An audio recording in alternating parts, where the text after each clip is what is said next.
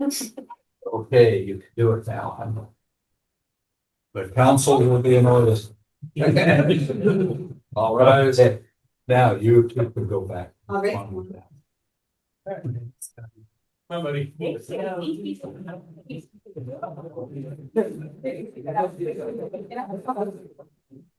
All right, that's ready. In the meantime, I've got to get the agenda back up.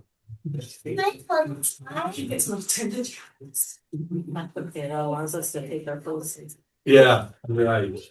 Okay, so we're joined, council member Dominguez, unfortunately, had a car accident and is tied up. So if she's gonna be here, she'll be late. But we're joined by council member Parizek, Mayor Pro Tem McFerren, council member Shiltz, and council member Martinez. So the first order is item number approval of the agenda. Is there a motion to approve the agenda? Motion to approve? Is there a second? Second. Their discussion. Hearing none, all in favor signify by saying aye. Aye. Those opposed, nay. The ayes have it, and we move to item number 3, approval of the consent agenda, which is the council minutes from March 17, 2026. Is there a motion to approve? Motion to approve agenda? Is there a second? Second. Is there discussion? Hearing none, all in favor signify by saying aye. Aye. Those opposed, nay. 4A, a 12-month Class B retail alcohol license for Adult Gin Corporation LLC, Dollar General. Is there a motion to approve? Motion to approve. Is there a second? Second. Is there discussion? I appreciate everybody filling out the form, correct? Yes. All right. If there's no further discussion, all in favor signify by saying aye. Aye. Those opposed, nay. The ayes have it, and we will move to 4B, a 12-month Class C alcohol license for the Muscatine County Fair Amphitheater. Is there a motion to approve? Motion to approve? Is there a second? Second. Is there discussion? Hearing no discussion, all in favor signify by saying aye. Aye. Those opposed, nay. The ayes have it, and we move to 4C, a 12-month Class C retail alcohol license for the Muscatine County Fair Midway Pavilion. Is there a motion to approve? Motion to approve? Is there a second? Second. Is there discussion? Hearing none, all in favor signify by saying aye. Aye. Those opposed, nay. The ayes have it, and we move to item number 5. The mayor of cities appoints the police, and so I have decided to appoint Derek Holmes as chief of police here in West Liberty, and we will continue to take applications and do interviews for the chief of police. So with that, Derek, will you come up and we will have a oath of office. Right. I, Derek Holmes, I, Derek Holmes, do solemnly swear do solemnly swear that I will support the Constitution of the United States that I will support the Constitution of the United States and the Constitution of the State of Iowa, and the Constitution of the State of Iowa, and that I will faithfully and impartially, and that I will faithfully and impartially, to the best of my ability, to the best of my ability, discharge all duties as interim police chief discharge all duties as interim police chief for the city of West Liberty, Iowa, for the city of West Liberty, Iowa, now and hereafter as required by law. as now and hereafter required by law.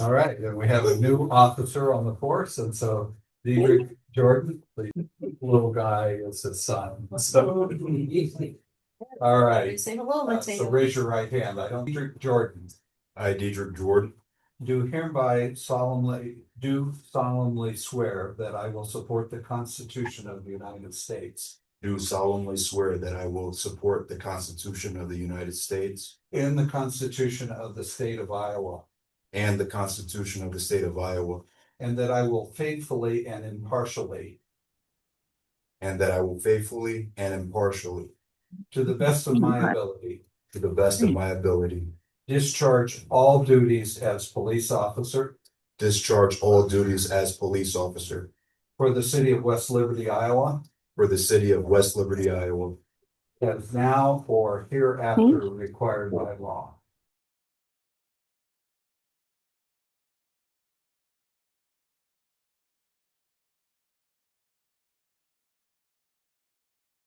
Support for our officers in this community, and the three officers that we've had today are examples of why we have those kind of strong feelings of support for our force here in West Liberty.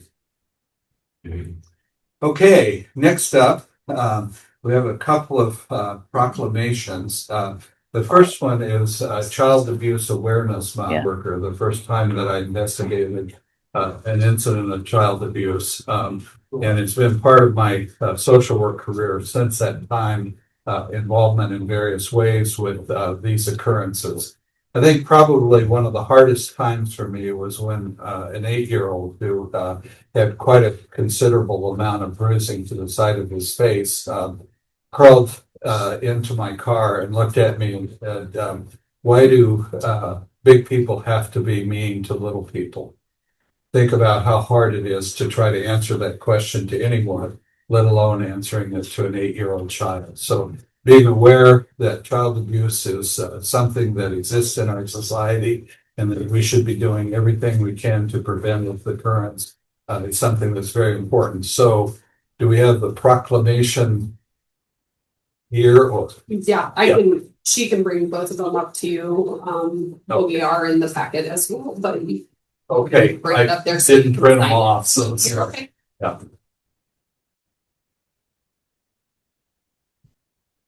Okay, we can do a photo of this, Brittany, and we can, if council wants to be in the photograph, we can do this while we sign this. Yeah. No, I'll rush out there. Y'all need to stand behind me and point. What's that? Okay. Okay. Look at your thick cat. And I have a pin that won't write. Oh, here. This Here, this one will. Probably. Yeah. Mhm.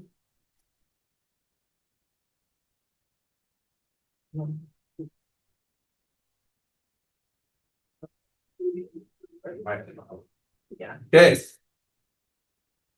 All right, the second proclamation is relating to the Junior Achievement Day, which we are declaring as April 9th. And Shari's daughter, Scarlett, was in the first class that I did with Junior Achievement. And I know that Chief Holmes has led the classrooms in Junior Achievement. It's a very important program that outlines the importance of children understanding about community entrepreneurs, community services, community businesses, and their role in the community. It's an opportunity for the children to take pride in what their parents do to make this a great community as well. So it's an honor to sign and declare April 9th as Junior Achievement of the Heartland Day here in West Liberty.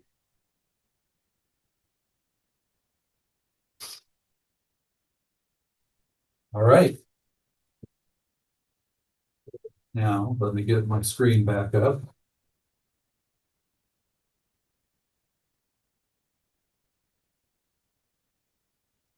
Next up are the reports, and the city engineer, Lenny's report is in the packet. So were there any questions over, he went over several items that they are working on, and mentioned that this week there would be more information on the swimming pool situation, was the second item that he had in his report. So any questions or concerns on the city engineer's report? Hearing none, are there any city staff reports? I'll move to. Mr. Mayor, I would just add, I've been involved in the meetings that city engineer has reported on. And just as a reminder, we'll have a work session at the April 21st. That Lenny Larson of ISG will present the scope of work that we're proposing as under their engineer services for the pool. And as we've communicated before, then we will be able to provide updates to the public timely about what is going on, what the process is with the pool after we move from that. East Sixth Street construction, a bigger part of our meetings, just aligning the electric utility portion to the street construction. And so we were able to work with BHMG, our electric engineers, and then ISG were able to coordinate so we could get the electric work figured out because we were running into some difficulties with the construction portions of that. But we've been able to identify and work through that. April 1st, the city staff met with West Liberty Foods to discuss the wastewater treatment phase 1. And we provided a presentation. Unfortunately, Voucher and Kim were unable to attend that meeting due to Mr. Foley had a family emergency. And West Liberty Foods provided us some additional questions and some follow-ups that we'll have to have with them. And I have communicated with Voucher and Kim the importance of us having things discussed and finalized with West Liberty Foods before we can proceed with entering into a contract for that. Outside of that, the clerk and I have been busy on finalizing budget, putting together budget information, and we've had some HR items that have taken up some time. So that's all I have for right now. All right. Any other city staff reports? All right, we'll move on to committee reports. The fire department committee will be meeting next Monday night. I did convey or sent a email to the chair of the board, Dick Brand, and to Chief Sickles that the city would transfer over the one ambulance per the action that this council took and the 4 items that needed to be in place for that. I've not heard that those have been submitted to the city yet, and mentioned that I didn't know that I hadn't seen that those had been submitted to the city, and that we would not be transferring a second ambulance at this point because it would put us in the same situation of having a service without a vehicle to provide those services. So again, that's an open meeting that will start at 6:30 next Monday evening at the fire department. Are there any council reports? All right, we will move on to item 10A, vendor voucher claim list in the amount of $573,495.59. Is there a motion to approve? Motion to approve. Is there a second? Second. Is there discussion? Hearing none, all in favor signify by saying aye. Aye. Those opposed, nay. The ayes have it, and we will move to item number 11, which is a public comment and or correspondence section. And we ask that folks who would like to talk about issues that are not on the agenda, and that they state their name and address, and that they speak for 2 minutes. Are there any public comments? Go on. Clifford McFerren, 411 3rd Street, West Liberty. I have one thing that I noticed downtown, and well, many of you know that I'm always very concerned about things in town. And I was downtown looking into a window. Won't tell you why, but I was looking into a window, and I stepped into this hole, this gaping, huge hole where gas meters used to be. And I wasn't sure if there was a plan for where those gas meters were. It was just had a little rubber cover over it. It looked like maybe Mid-American might have put there. But when I stepped down, I nearly broke my leg in half. I didn't, thank goodness, because I caught myself in the head, caught on the window. But it was something I wasn't sure if there was going to be a plan to replace. Is that Mid-American's job? Is that the building owner's responsibility? But at the same time, somebody's probably really going to actually get hurt if they step in one of those. It's right along the buildings, it sticks out about 2 foot, so. That's it, thank you. All right, thank you. Are there any other public comments? Are there any other public comments? Hearing none, we'll move on then to item number 12A, discussion of appropriate action by the city council. You forgot city council. Boy, I did, didn't I? Apology. So, are there any from the city manager? No, Mr. Reynolds. Okay, sorry about that. Councilmember Parizek. No, I haven't received any correspondence, and again, I just strongly suggest that if there's any concerns out there in the public, that you email our city council members so we can address everything that's out there. Because there is some stuff that's been scuttlebutt, but until we get direct correspondence, then I mean it's hard to do. Give you a breather here for a minute to turn to Councilmember Martinez. Yeah, I've got a few correspondence. The first one I got was from a gal named Jenny. She was concerned about a property next to 308 South Calhoun Street with standing water. They just wants to know what's going on with that, if it's a drainage issue or what's going on there. She just wants to know if somebody can get back to her or if they can go check it out, see what's going on over there. Also I've received a lot of correspondence about how our police force is patrolling around town. Obviously it's been a great concern to a lot of our citizens within the community.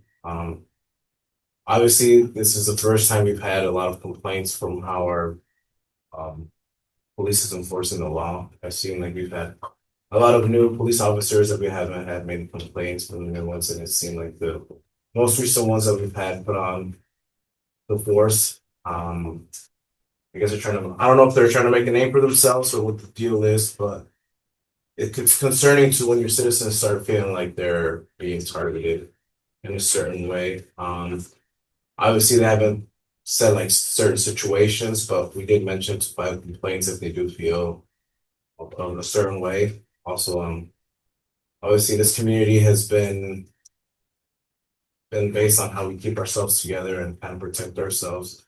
I don't want to have the sense that our citizens feel scared to go out in their own town and sometimes have the fear with things going on in our nation, have the fear of not being able to come back home and something like that. So I just want to let you know what's going on through people's minds as things move forward. Yeah. Thanks. Councilmember Shiltz. Correspondence, I've been in communications and following along with city staff's work with Llamas and their I want to say this, they're just wanting to make sure everything is kind of good and set back up and get back in good standing with the city and council and get things going, and I think more will be coming in a future meeting soon. Okay. All right. Mayor Pro Tem. Yeah, I had several comments. One was, a resident was wanting to know when the open burning would be.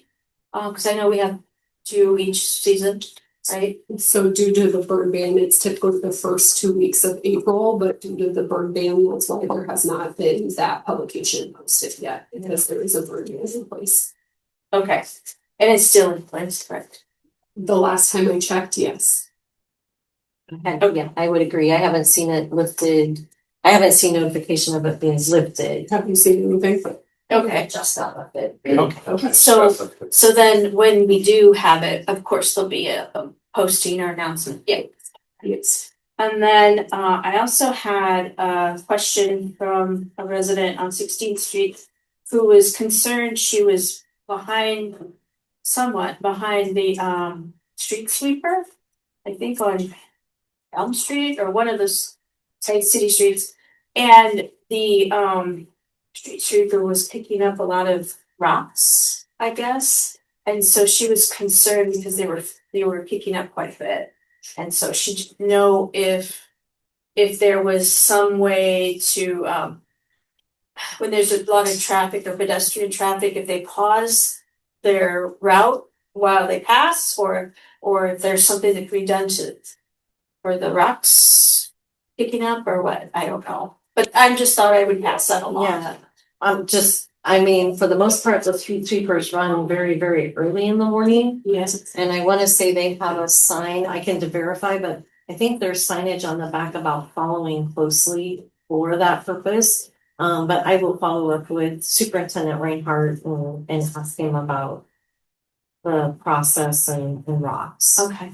And then the last thing I received is similar to Councilmember Martinez regarding the police department. Some questions on like enforcement, and I always refer them to the city manager or the chief if they have any questions to go to them. But I from my perspective, if we're enforcing because that is, you know, what we're supposed to do, and as long as everybody is, you know, right where they should be and nothing is illegal, then there should be no problem. I know for myself, I was speeding on Highway 6, and quite frankly, I got a ticket. And so I'll just admit that. When was that? Years ago. Okay. But I was. So I'm not gonna lie about it. And if we're all subjected to the same rules and regulations, then there shouldn't be any problems. So All right. Councilmember Dominguez. I had the same kind of thoughts as Councilmember Martinez. I know, when we have new folks coming on too, there's always gonna be some transition period, and and you have a new chief, and there's just gonna be a lot of bumps, I think, and I'm confident that interim chief Holmes is on it, and he has a really good reputation within our community, and I know he cares. And so if there are future incidences that is happening, just continue to reach out to interim chief Holmes and the city manager. And I am reading what's going on Voices of West Liberty. I'm trying really hard not to comment, but I haven't personally got any direct communication from folks. So the public always has that option to directly communicate with us as council members. And then there was one other thing. Oh, I just wanted to let people know I didn't have time to go home to get my iPad, so I do have my agenda on my phone. So that's why I'm looking at my phone. And I also received correspondence from Brandon Ocken at Wasabi Foods. Really busy schedule, but very excited and happy to sit down and talk about their emergency procedures and some of the things that they have set up for the factory during certain emergencies and when families are affected. So I'm really hoping to meet with him in May to learn about that. Now I can report that. And that's all I have. Mr. Mayor, I just wanted, if you wanted to join me in the conversation. I myself have made a post on Voices just to educate the public that that's a private forum, it's not a public forum. And so as council is communicating here, to be consistent, that if it's a complaint, a concern, then to bring it to the chief or myself and even the mayor or council, that we will follow up on it. I can communicate that the mayor and I, even though that's not a public forum, it's not that we're not blind to the communication that's occurring. However, I would caution individuals that the information that is on there, the mayor and I spent time with the interim chief to essentially say what we call a fact check, to take a look at these things that are stating as incidents. And I appreciate the interim chief's time going through that thoroughly with us. And I can communicate back to you is that our officers are doing their jobs.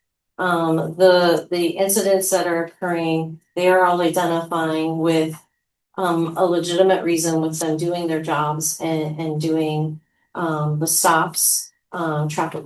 We went through a period of time where we had a community that had not so long ago addressed our council and our mayor saying that we were not doing enough patrolling, that there was not enough folks out there.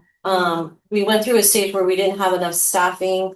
We fit the staffing because of the community requesting patrolling. And so now we have a fine group of individuals that are doing that and patrolling and still providing the community in this part of education. So if you have, for example, a tail light or those things are, you know, again, it's wrong, but it's not like you're being, you know, what we've looked at is mostly citation, not a citation, not being written up, but it's the education that you have equipment that's not working properly. They certainly don't have to take that approach. They can give you a ticket, but that's not, we're approaching it as a community. That's what mayor and council has set for an expectation.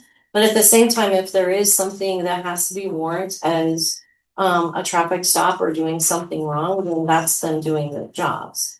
I know we'll get through this, and I don't know if they'll be happy, but I appreciate the council also being consistent and communicating to, you know, come to the city or come to you folks with that.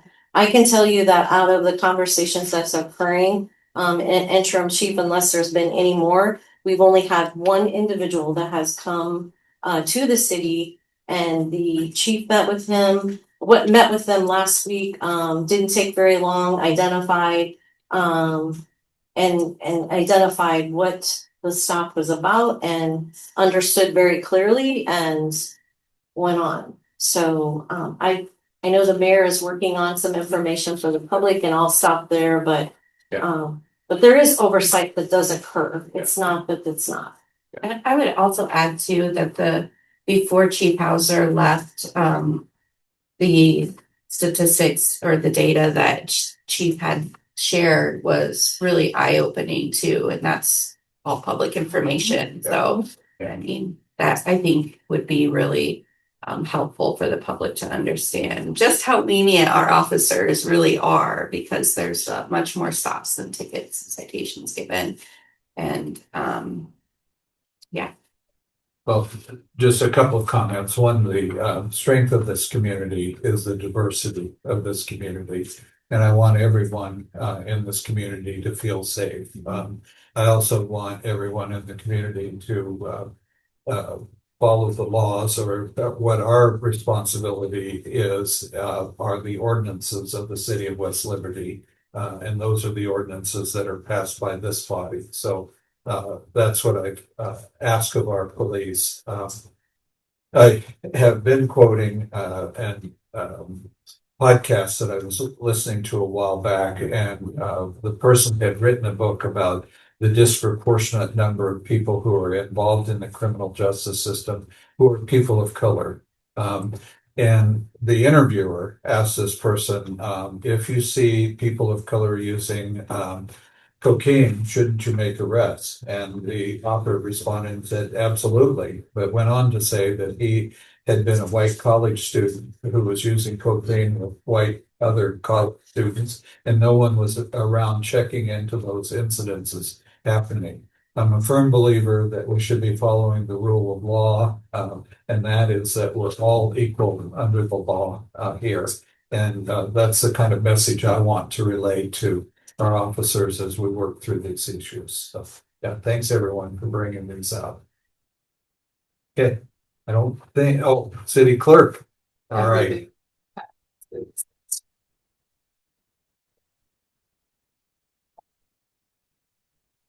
All right. We are now to the point of item number 12A, discussion and appropriate action by the City Council of West Liberty on the event application request for the farmers market. And we have our chamber director, Jacob Lane. Hello, how are you all doing today? So what you have before you is a street closure request for our farmers market This year it will run May, June, July, and August for 4 months, every Wednesday from 4 to 7 p.m. So we're asking that the portion of Spencer Street from 3rd to 4th be closed from 3 to 7:30 every Wednesday during that time. It's not really anything different that we've done before, other than we're actually cutting the market off 2 months this year because it's kind of dead those last 2 months. But yes, so we would love to have that street closure. Normally, when we close the street, we go from 3rd to the alley, but we ask for up to 4th so that when we have special events, and we have many special events we're going to try and do this year, we have that extra room in case we need it, in case we get 35 tractors showing up to the tractor show or something like that. I hope that happens, but normally it'll probably be closed from 3rd to the alleyway like normal. So yes, and then of course we request using the power outlets on the west side of the street for our food trucks. So I don't know if you have any questions for me, but it's basically the same as it was last year. You know, we've got a Clifford is our market manager again, but we have Sarah Catchman, I believe, is going to be our other market manager this year, and she's gotten on Facebook and is starting to get things rolling really well. We're going to have a vendors market meeting this month with our vendors before the actual market starts. So we're hoping to get pieces in place and make this market kind of boom a little more this year than it has in the past. So I'm excited to see that happen. So if you have any questions for me, that is the request before you. I appreciated the addition of the calendar of special events. I think that is very enticing and will hopefully add to farmers market. I appreciate you attaching that. Yeah.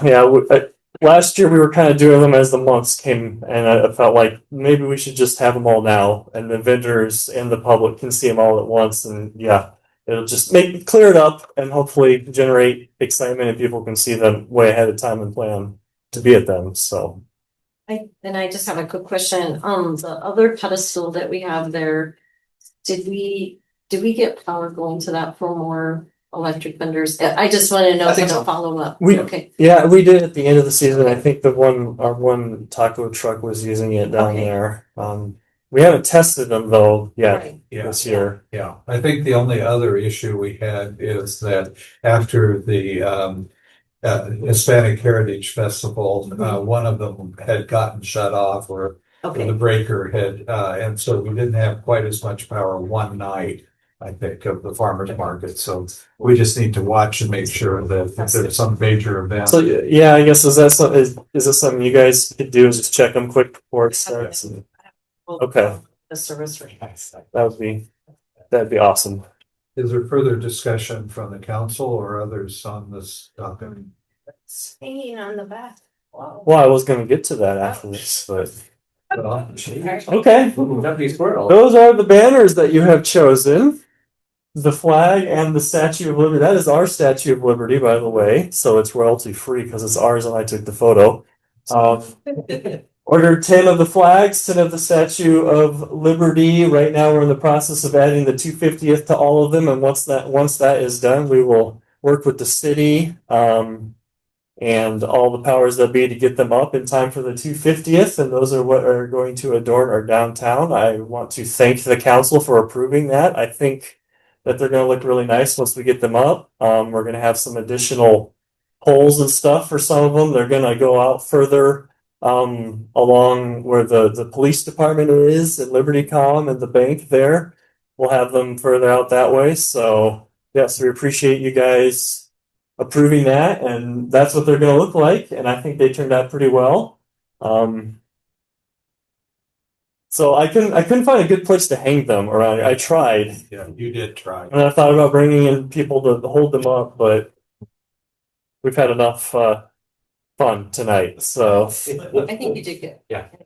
So and then I guess another thing I'd like to add is that the downtown baskets will be going around the second week in May, is what FFA Director Morris told me. So when those baskets go up, you will see people at 4 or 5 in the morning out on our gator watering them, just to let the police know that they're out there every morning watering those at 4 or 5 in the morning. So hopefully they're following traffic laws and things like that. But other than that, there's a lot of things going on with the chamber right now. So Good job.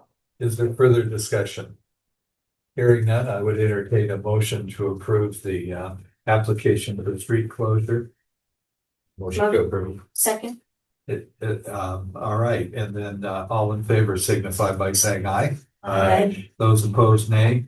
The ayes have it, and we move to 12B. Thank you. thank you.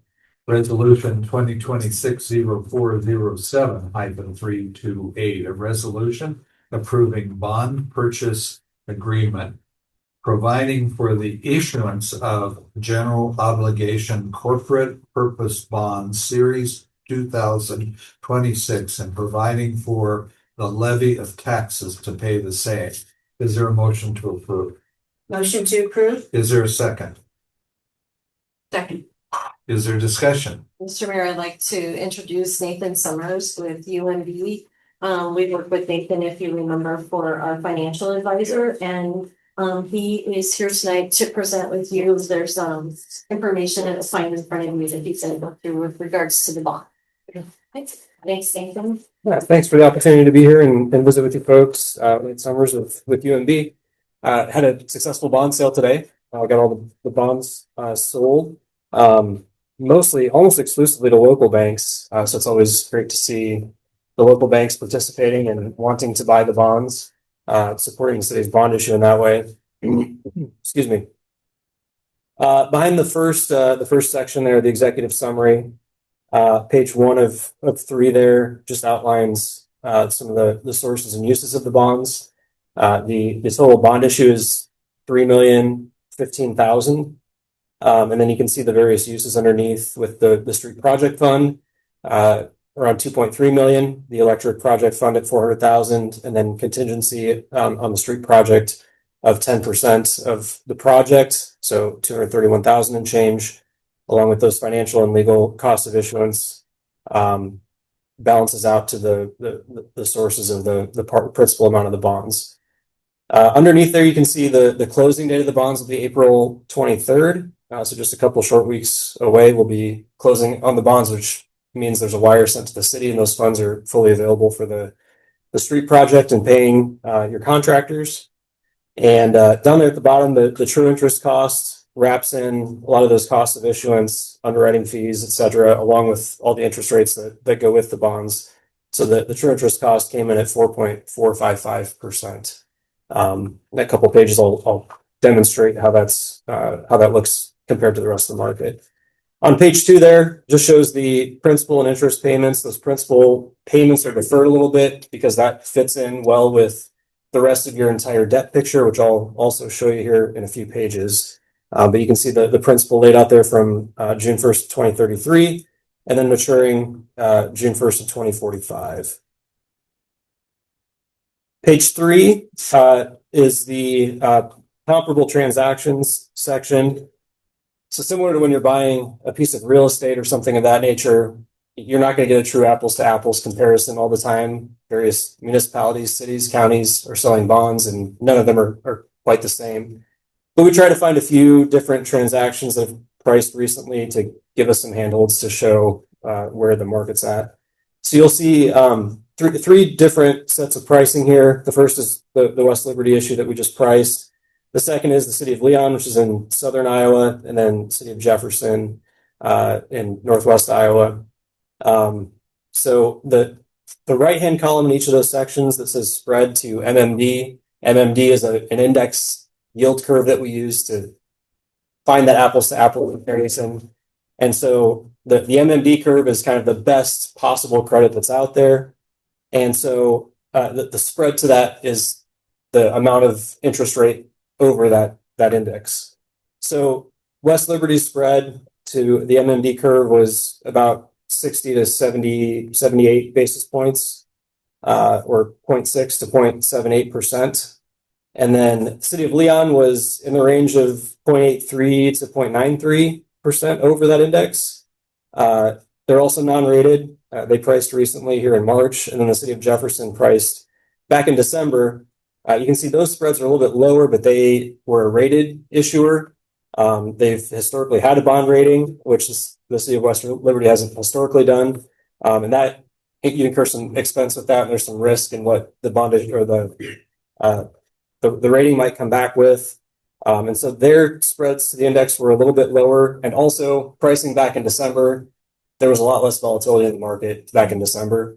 We're seeing a lot with geopolitical events and things of that nature right now. So the market's been pretty choppy and interest rates have been on the rise, but historically speaking, that 4.45 is a good historic rate. Yes, exactly. Yep. Any questions on that part of things? Otherwise, behind that second section, the updated geo debt profile shows a trend of your valuations.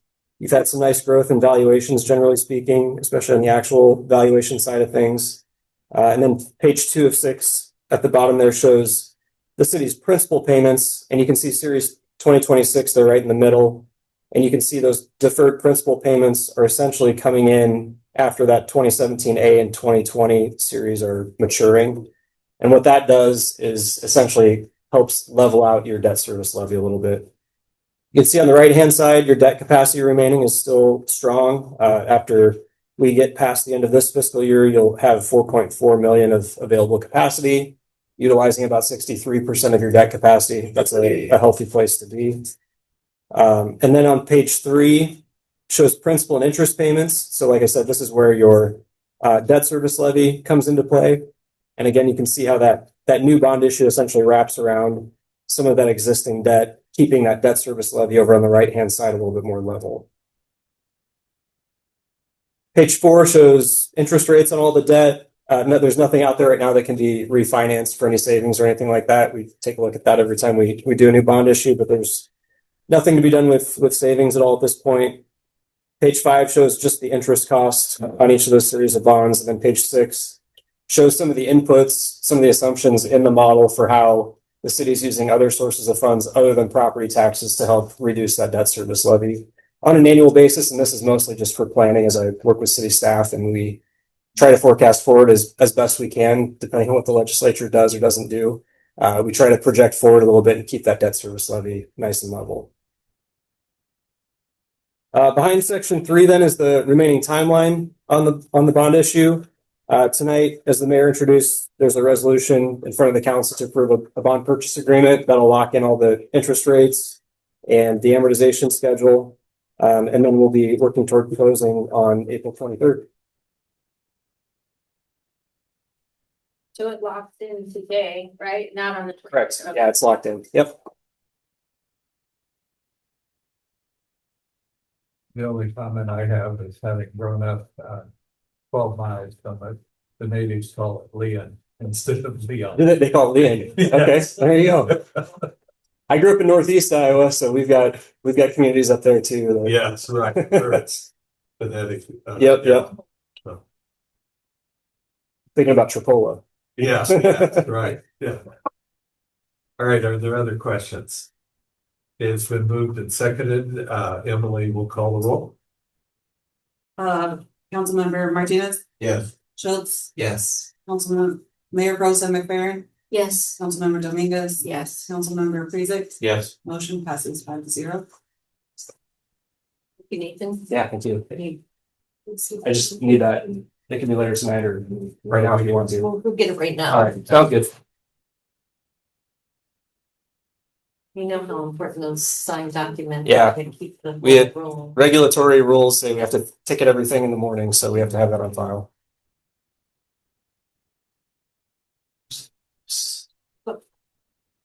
Super. And then we process the rest of it over. Yep. Yep. I'll fill that out. Okay. Perfect. Thank you all. Appreciate it. Thank you. Thank Safe you. travels. Not to the city staff too. They had extra work on their plates with the bond issue, and they provide a bunch of information for the bond sale, and they get credit too for a successful bond sale. So Good teamwork. yes, agreed. All right. Thank you all. Yeah, thank you, Nate. Okay, we're to 12C, resolution 2026-0407-329. City of West Liberty, city budget amendment number 2 and certification resolution for fiscal year 25-26. Is there a motion to approve? Motion to approve? Is there a second? Second. Is there discussion? Hearing none, the clerk will call the roll. Or, sorry, Emily will call the roll. Councilmember Shiltz, Yes. Mayor Pro Tem McFerren, Yes. Councilmember Dominguez. Yes. Councilmember Parizek. Yes. Councilmember Martinez. Yes. Motion passes 5-0. Thank you. We're down to 12D, setting the date for the public hearing for the max tax levy on April 12th at 6 p.m. Any objections to doing it then? Can you just, Did I say the wrong day? I'm sorry. It's the 21st and it has to be separate from our original, like our normal council meetings. So there has to be 2 separate meetings on that meeting. All right, so the 21st, 6 p.m. and no objections to doing it then. All right, and then item 12E, set the date for a public hearing for 2026 budget on April 21st at 6:30 p.m. Okay. All right, and this, I think, just gave the preview of what we will have for the April 21st meeting. So, work session, yeah, 5:30. work session at 5:30 beforehand. And that one hearing it or work at 6 p.m. I'm not certain, we'll have to keep you updated on the process or progress with the wastewater treatment plant. That was to be a public hearing. I think we still have a public, we don't have a public hearing to announce bid approval unless we're in a position with facility. Okay, so just stay tuned on that wastewater treatment. All right. With that, I would entertain a motion to adjourn. Motion to adjourn. Is there a second? Second. Is there discussion? All in favor signify by saying aye. Aye. Those opposed, nay. The ayes have it, and we are adjourned.